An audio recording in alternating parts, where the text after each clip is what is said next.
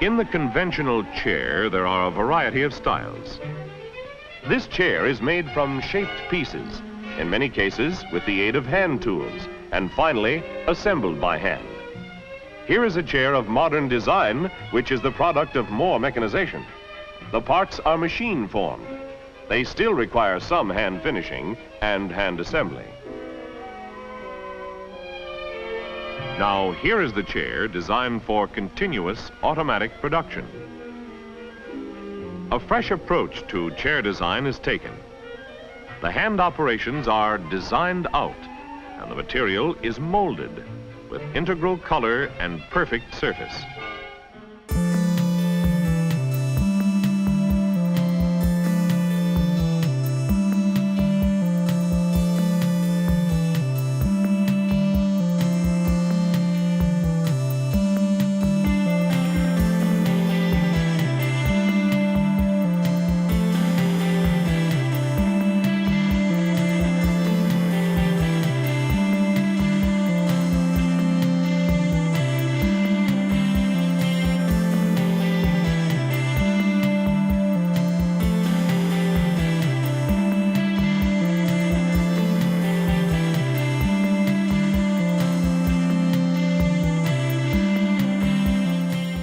I think as a society here in America, we've gone away from the artistic side of functionality.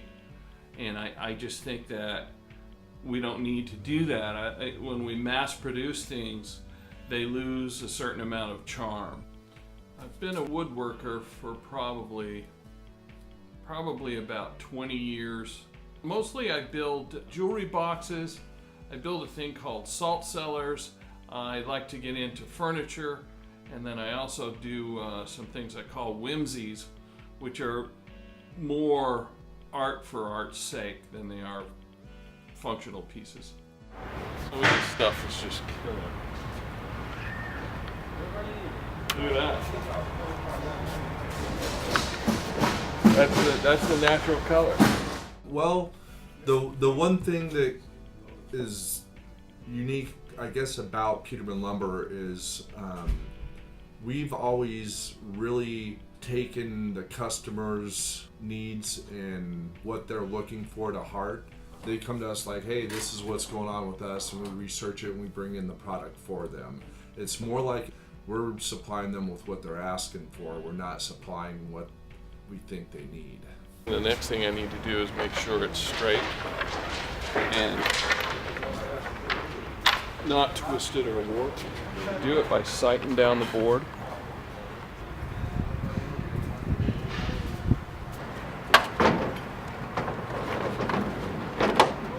As far as the tools that will go into making a salt cellar is first and foremost will be the table saw.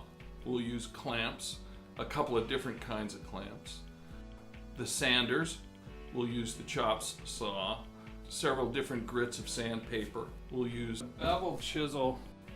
We'll use glue. And then we'll end up using a finish of some sort, whether it be a tung oil or a polyurethane or whatever finish I'm looking for there. My name is Susan Ingalls, and I'm the Executive Director of Sustainable Furnishings Council. Sustainable Furnishings Council is an educational organization in the home furnishings industry. Deforestation is a huge problem globally, and it is a problem that we in the home furnishings industry can address, especially because we're the number 3 user of wood behind construction and paper manufacture. Anything down from the sawdust, everything that has to do with wood is 100% recyclable.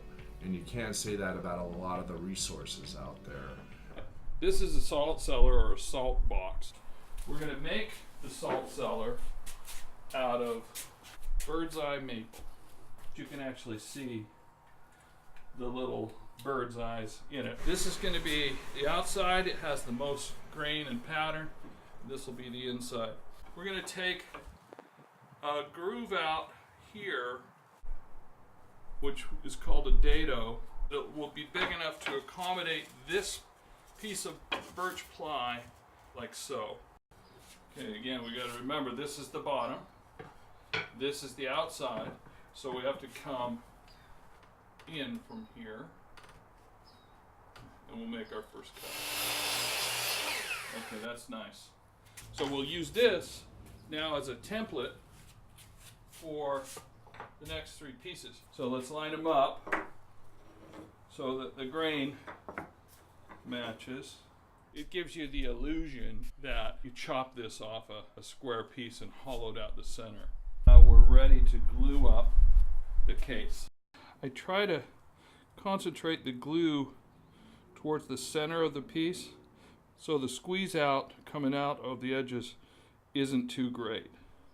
These are belt clamps, which are uniquely suited for clamping 4 surfaces at once. Okay, it's been a couple hours. We're going to take our clamps off and see how we did. Our joints look pretty good.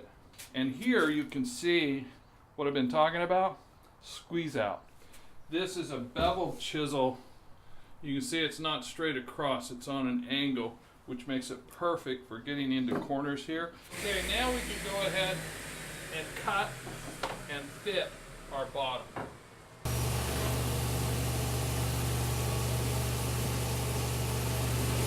Make sure we start off square. That's going to work well. And one of my favorite things to do is create these crazy quilts that I make out of, these are some exotic woods. We've got some teak, some mahogany, some walnut, and some birch, and even some poplar. This is going to be the top of our piece. We're going to run this through it on edge, like so. And it'll give us a little dado going all the way around the top, so it'll sit and nest down into the case. We're going to put a bevel around the top and around the bottom. Not much, but it gives you sort of a nice decorative edge. What I'm going to do now is I'm going to take a small sample of the sawdust, add some glue to it, create a glue paste that will act as filler for the occlusions that we're going to find in the piece. So down they come, some of the world's oldest, biggest, and tallest trees. For the redwood trees of California are probably the oldest of living things. The sustainable supply chain is a supply chain with a smaller environmental footprint. Sustainability is about using the resources that are available to us today in such a way that future generations also have the resources they need. There are also materials that are good choices for sustainability, and those would include recycled materials first and foremost. There's a market out there where they're taking down all the old barns, or mostly out towards the east. And it can be anywhere from fir to pine to even redwood. We're FSC certified, as well as we carry a lot of FSC material here at the yard, but literally all the trees come from the same place. If we say we go with a Appalachian oak, and some of it's FSC and some of it's not, it came out of the same forest. They just tracked this one unit compared to the rest. So the majority of what you're selling, even if it's not certified, is grown in the same sustainable fashion. Yes. I think that there should be somewhat of a tracking system. I think a majority of what they have to really look at for is what's getting imported into the United States. All right, just a little finish sanding. I've got a few areas that are not as uniform as I'd like them to be. And we are ready for what I call Christmas morning. Let's see what we got. Here we go. Look at that. that's what we're going to get. Since we talked last, I've managed to lose my voice. The piece itself now has about 6 coats of finish on it, and it's just about to the point that I'd call finished. And I'm really happy with it.